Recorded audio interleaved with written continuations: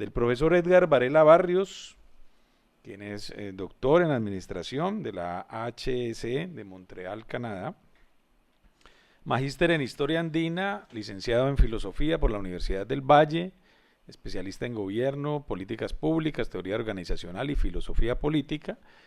Ha sido rector, vicerrector y director de programas de posgrado e institutos de investigación, Instituto de Prospectiva de la Universidad del Valle, del cual actualmente pues, es su director.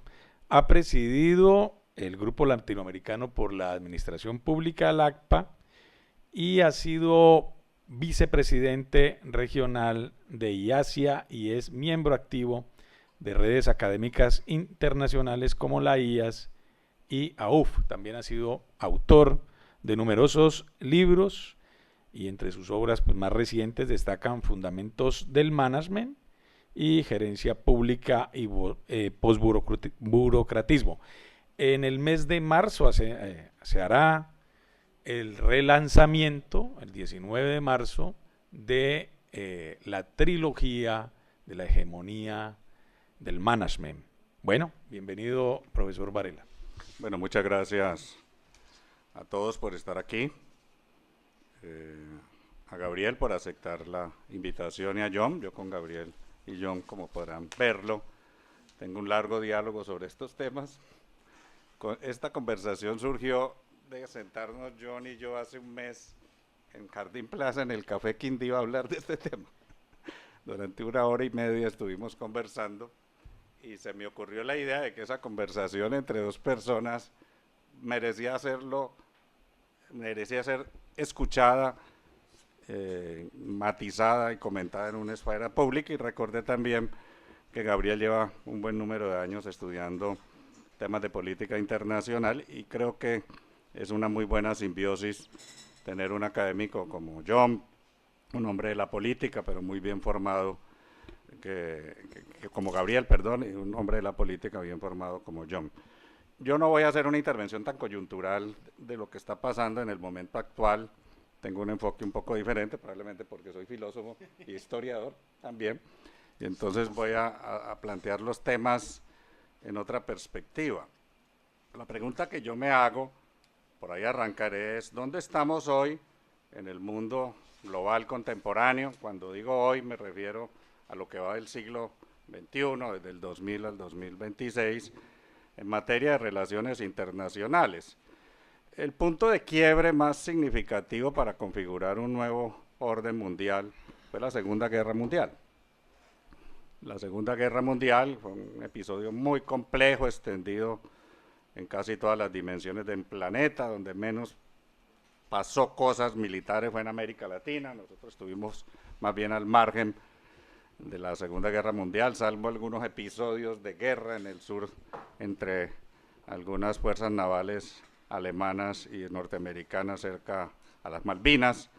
Aquí en América Latina capturamos japoneses y los metimos en confinamiento, capturamos alemanes y los metimos en confinamiento durante el periodo de la guerra. Hubo campos de concentración en pequeña escala, leí ayer incluso sobre los migrantes japoneses de Corinto que fueron capturados, que fueron los primeros agricultores japoneses cuando la guerra estalló, por ser pues Japón aliado del eje y socio de Alemania. Esta guerra configura el nuevo orden internacional, se crea el acuerdo de Bretton Woods, que es un acuerdo económico diseñado entre Estados Unidos e Inglaterra, se crea el GATT, el grupo de las tarifas y aranceles, que luego le dará nacimiento a la Organización Mundial de Comercio y a todo el globalismo multilateral del comercio. Se crea el Banco Internacional de Reconstrucción y Fomento, que lo llaman coloquialmente Banco Mundial, y se crea el Fondo Monetario Internacional. Y como corolario de todo esto, nace por fin Naciones Unidas, como un sistema efectivo de gobernanza global después de que entre la Primera y la Segunda Guerra Mundial había fracasado un experimento, sobre todo europeo, que fue la Sociedad de las Naciones. Entonces, la arquitectura triunfadora en la Segunda Guerra Mundial es un tipo determinado de gobernanza global, multilateral, con organismos como el sistema de Naciones Unidas, como estos organismos financieros y de promoción del desarrollo económico. A su vez, Naciones Unidas subcreó una serie de áreas, como una especie de megaministerios globales, la Organización Mundial de la Salud, la UNCTAD, que es la que maneja los acuerdos de comercio, en el campo de la educación y en muchos otros, un programa de Naciones Unidas para el Desarrollo Económico que fue muy importante en América Latina, que es el PNUD. En fin, por vez primera Kant realizado. Kant había pensado en un texto que se llama Sobre la paz perpetua, un pequeño libro muy corto, la idea de un gobierno mundial que basado en un comercio equilibrado y respetando la oferta y la demanda permitiera la despolitización de los seres humanos con este tipo de arreglos y la gobernanza global. En términos prácticos, la gobernanza global multilateral tenía dos grandes actores, que fueron los actores vencedores de la Segunda Guerra Mundial, los Estados Unidos, por supuesto, y la Unión Soviética. La Unión Soviética es el gran socio con el cual los Estados Unidos derrotan el eje de Alemania, Italia, los nazis europeos y el Japón, y se reparte en el mundo una esfera que es Europa Oriental para Rusia, o la Unión Soviética en su época, una influencia muy grande sobre parte del mundo árabe, sobre todo los países árabes fronterizos de la Unión Soviética, y una relación simbiótica y compleja entre la Unión Soviética y China, que en ese momento no era un aliado estrecho de la Unión Soviética, más bien rivales ideológicos, pero que finalmente terminaron coincidiendo. Y Estados Unidos realmente es el gran ganador de la Segunda Guerra Mundial porque se convierte en la gran potencia emergente. Japón queda debilitado, Alemania también, les prohíben tener ejércitos como países que han perdido la guerra, incluso el general Marshall y otros generales gobiernan, son como gobernantes de ocupación en el periodo de transición que permite el sistema de Naciones Unidas. Y la gran égida de la política pública global es el multilateralismo liberal, es decir, el libre comercio. La lucha contra los proteccionismos, en esa época incluso CEPAL era una especie de dinosaurio enemigo de la globalización, las tarifas o los aranceles, como decimos en español, eran una cosa que había que limitar y regular, y la movilidad del trabajo también fue muy defendida, ¿no? Estamos en una época donde a los migrantes los persiguen, pero en los años 40, 50 y 60 se propició muchísimo los flujos migratorios, incluso se avanzó bastante en acuerdos de ese tipo. En Europa, en ese contexto se crea la Unión Europea. Primero fue el acuerdo del acero y el carbón en los principios de los 50, luego un acuerdo económico más grande y finalmente Europa crea un modelo bastante específico y único de gobernanza supranacional, que es la Unión Europea. Eso es lo que tenemos hasta hoy, y ello ha permitido que haya multilateralismo real en el mundo. Yo quiero insistir muchísimo en eso. Una cosa son las pretensiones de los Estados Unidos, de las que han hablado mis antecesores, y otra cosa es lo que en el mundo está ocurriendo. Una cosa tiene que ver con la otra, por supuesto. ¿Qué es lo que podemos describir de los últimos 25 o 30 años, desde el final del siglo pasado? Un ascenso gigantesco de China como gran potencia económica, como potencia militar, y la capacidad de China de empezar a ocupar espacios que tenían los países occidentales y los Estados Unidos. Hoy el principal inversionista extranjero en América Latina es China, no los Estados Unidos. Los proyectos estratégicos más importantes que se están construyendo, incluyendo el metro de Bogotá, son chinos. En Perú acaban de inaugurar el puerto de Chancay, que está un poco al norte de Lima, que es un megaproyecto chino. El principal socio económico de Brasil es China. El principal socio económico de la Argentina, de Milei, que es un perro faldero de los Estados Unidos, es China.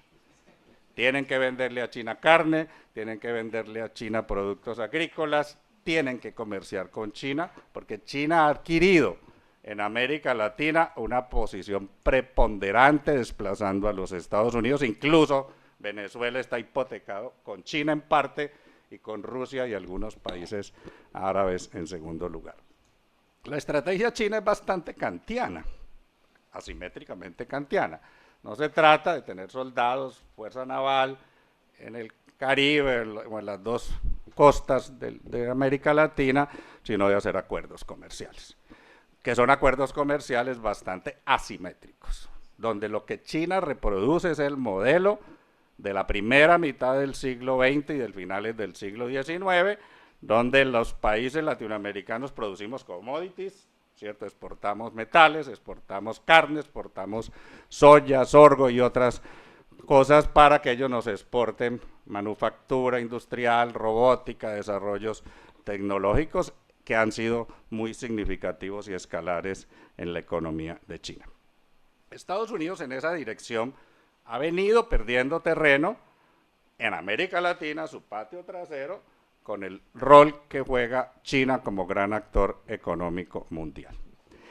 Hay que reconocer además, si miramos otras partes del mundo, que la India es una gran potencia económica e industrial.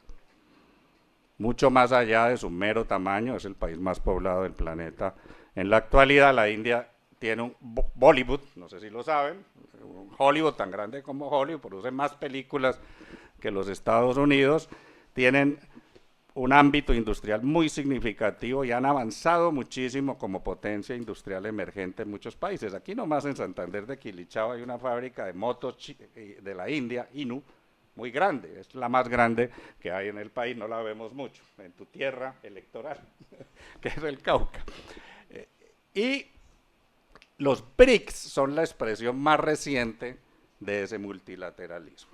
En los BRICS ha entrado Brasil, particularmente cuando los gobiernos del PT, del socialismo brasilero, llegaron al poder. Otros países como Sudáfrica es un actor muy importante de este multilateralismo, como lo señala muy bien John. México también es un actor muy significativo, es la octava o novena economía mundial. Si uno mira el ranking más reciente, entre las 10 primeras economías mundiales están Brasil y México, ¿no? Y los países europeos van cayendo en ese ranking, mientras sube la India, sube China, hay potencias emergentes en África como Nigeria, como Egipto, que ya es una potencia industrial significativa. Entonces, el mapa que yo plantearía del mundo es un mundo multipolar, donde sigue habiendo dos grandes potencias, ya no es la Unión Soviética ni es Rusia como actor económico, sino China, que ha tomado su lugar sin una estrategia militar ofensiva. China no ha hecho guerras contra nadie desde hace muchísimas décadas y en la Segunda Guerra Mundial más bien fue un país que se defendió, que atacó. Su caso concreto de guerra es Taiwán, que ellos lo ven como un asunto nacional, ¿no? de recuperar un territorio que les pertenecía. ¿Qué caracteriza este multilateralismo en los últimos 25 años? Y aquí quiero hacer un matiz que agrava lo que han dicho Gabriel y John. El autoritarismo político jovesiano no es una invención del Partido Republicano de Donald Trump, es una tendencia global muy fuerte en el mundo entero. Si ustedes miran los países que he enumerado, sumo a ellos las potencias de medio nivel árabes, todas son sociedades donde no hay democracias liberales. No hay democracia liberal en China. China es un país comunista, un país centralizado. Xi Jinping es el presidente, pero los ciudadanos chinos no lo eligen. Hay politburós y todo el esquema de la arquitectura del centralismo democrático heredada de Lenin, con el que se gobierna China. La India es formalmente una democracia liberal, pero el premier de la India lleva ya 20 años en el poder y ha logrado constituir una estructura muy fuerte y férrea de poder, decomisando parte de las funciones que en un régimen que venía del modelo inglés de monarquía o democracia parlamentaria estaba presente. Y buena parte de los países emergentes, incluyendo Irán, ¿cierto? Y a otros países como Egipto, son gobiernos autocráticos. Son gobiernos autocráticos hay una expansión del autocratismo antiliberal en Europa, con Víctor Orbán en Hungría hace algunos años, con el gobierno de Polonia. La derecha extrema le ha ido muy bien en las elecciones en pequeños países como Austria, Holanda, los Países Bajos. En España ha crecido muchísimo la ultraderecha de Vox y un nuevo tipo de nacionalismo. La señora Meloni es la que preside el régimen político en Italia. Así que en Turquía, Erdogan es un gobierno autoritario que ha mezclado raramente el autoritarismo con el con la corriente musulmana religiosa que no era de ellos, que es un préstamo del mundo árabe. ¿Cuál es el panorama? El panorama es un enorme retroceso en ese multilateralismo de la democracia liberal. O sea, no hay que decir que solo con Donald Trump llegando al poder hace unos pocos años o con otro tipo de gobernantes recientes ha habido un declive de la democracia liberal, sino que este es un fenómeno mucho más extendido en el mundo entero, incluyendo formas de autoritarismo político que han sido muy fuertes en América Latina, o casi medio siglo de regímenes militares en nuestro continente, y hay gobiernos autoritarios como en Cuba, Venezuela, Nicaragua actualmente en el poder, y hay un crecimiento muy grande de la derecha autoritaria. Acaban de ganar las elecciones en Chile, ganaron las elecciones en la Argentina y rivalizan en Colombia por el control del poder político en las próximas elecciones. Entonces, yo matizaría los análisis que hacen John y Gabriel señalando que el problema es aún peor de lo que ellos han dicho, porque más o menos la narrativa de ambos es que Estados Unidos es un actor bajo el binomio republicano-liberal, demócrata, bastante sionista. Concuerdo contigo completamente en ello. Hay mucho bipartidismo en la política exterior.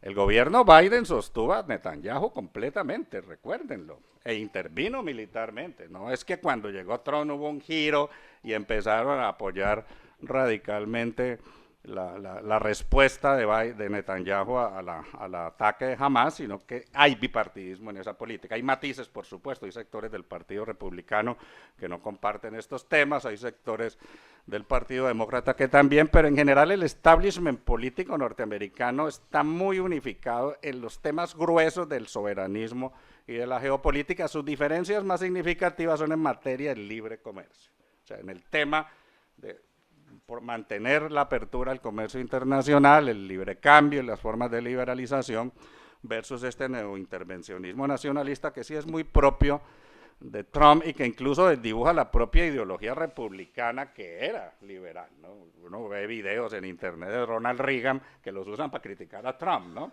Ronald Reagan era un apóstol total del neoliberalismo en su momento y se moriría de nuevo si ve a Trump como jefe del Partido Republicano y como jefe de gobierno.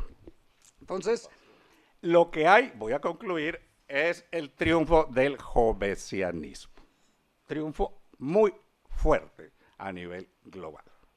Y un declive muy fuerte de los arreglos contractuales, es decir, del multilateralismo entendido en el sentido kantiano de la gobernanza global, una crisis muy grande de las instituciones creadas en la Segunda Guerra Mundial, que han regido, de alguna manera han mantenido un ámbito de mediación muy importante en las relaciones internacionales. Y en esa dirección, el jovesianismo entendido como soberanía que controla el poder en el territorio. Yo veía una cita que hiciste de Hobbes y me acordaba de mis viejas lecturas de Hobbes. En una de ellas, en el Leviatán, en algún capítulo, recuerdo cuando Hobbes habla del comercio, ¿no? Porque me interesaba mucho preguntarle a Hobbes qué pensaba Hobbes del libre comercio. En algún libro tengo citado esto. Y Hobbes lo que defiende es el intervencionismo de Estado para regular los mercados. Obviamente no lo dice en esos términos porque eso fue hace 5 siglos, pero su base es que la economía puede prosperar mientras los empresarios no se metan con la política, ¿no? El empresariado político no es hobbesiano. El Estado garantiza que ustedes puedan hacer negocios, el mundo del derecho privado, de los intercambios, pero la regulación férrea de los gobiernos y de los estados es muy fuerte. Lo que está triunfando es un jovesianismo de poderes omnímodos de carácter centralizado en los gobiernos ejecutivos, en una alianza muy estrecha con las corporaciones globales, con las corporaciones americanas globales, con las corporaciones chinas globales, que buena parte de ellas son público-privadas, con una fuerte intervención del Estado, con las corporaciones globales de la India y de otros países. O sea, en Europa ocurre igual, lo que pasa es que Europa es un continente en absoluto declive, ¿cierto? Incluso, lo discutiremos en 2 meses, demográfico, ¿no? Europa no es muy grande, Brasil es casi tan grande como Europa, pero Europa es un país, son los países donde el bono demográfico ha caído más radicalmente, donde se está perdiendo, lo conversamos hace un rato antes de comenzar, quienes crecen poblacionalmente, los países árabes, África, que son los que están ganando el bono demográfico. América Latina también está entrando en el declive demográfico y hace parte de esa tendencia. Finalizo señalando algo que mencionaba Gabriel, lo anoto muy brevemente, ahora podremos seguir hablando cuando nos pregunten y discutamos. Yo concuerdo en que la energía es un tema central de la política global y de la geopolítica y de todo este desafío, el control de las fuentes de energía y sobre todo de los nuevos tipos de energía, de los metales raros. La energía atómica fue parada por los peligros, pero creo que inevitablemente es una energía que va a ser relanzada bajo otras formas. Los temas de los sistemas de información también, pero yo como filósofo prefiero hablar de ciencias cognitivas, ¿no? Porque en el fondo no se trata solo de la información, sino del conocimiento, y con un cambio enorme, John lo mencionó brevemente, de tipo poshumanista y transhumanista, y es la emergencia del conocimiento no humano, producido inicialmente por humanos, pero que se ha venido autonomizando con la IA generativa, con el machine learning. Estamos en el momento de transición en el que los robots humanoides dejarán de estar en las películas de ciencia ficción y los compraremos. Con un empresario hablaba, que ya va a comprar el primero, una robotina como de los Jetson, ¿no? Que vale $15,000. Compare la robotina de $15,000 con una empleada de 3,5 millones con salario, con prestaciones, a ver si la gente después no va a decidir tener robots en la casa para que hagan el menaje. No, ya hay robots que hacen menaje, habrá robots que hagan menaje, hay un enorme desarrollo, incluso la empresa de Elon Musk está dedicada a ello después del fracaso en la venta de sus vehículos, una transformación para dedicarse a vender robots humanoides. En China también, los años venideros del 2026 al 2036 asistirán a la explosión de los mercados donde robots humanoides harán tareas humanas reemplazando a los seres humanos, robots físicos, ¿no? Robots construidos con aleaciones de metal, silicio, incluso tenderemos a hacer cyborización, a hacer implantes de distinto tipo que ya se venían haciendo. Eso va a cambiar muchísimo el modelo de relación, la fuerza productiva, cada día más sistemas informáticos usando el Internet de las cosas y la IA nos sustituyen, ¿cierto? Los celulares estamos acostumbrados a hablar con Siri, estamos acostumbrados a que Alexa nos despierte y nos ponga la música y podamos pedirle hasta que haga chistes, ¿cierto? Entonces, no nos damos cuenta en qué mundo nos estamos metiendo y concuerdo en ello con John. Este nuevo modelo político global, no solo estadounidense, es un gobierno donde las corporaciones globales de tecnología, usando IA, usando ciencias cognitivas, fusionan el poder burocrático con el poder corporativo en desmedro de la democracia. Eso está pasando en el planeta entero y no solo en los Estados Unidos. Y eso está generando un ciclo de cierre de la democracia liberal que tiene un carácter global y que es la peor amenaza. Yo concuerdo con mis colegas en que hay que defender los arreglos institucionales, pero veo una tendencia muy fuerte en el soberanismo jovesiano derrotando el contractualismo. Muchas gracias.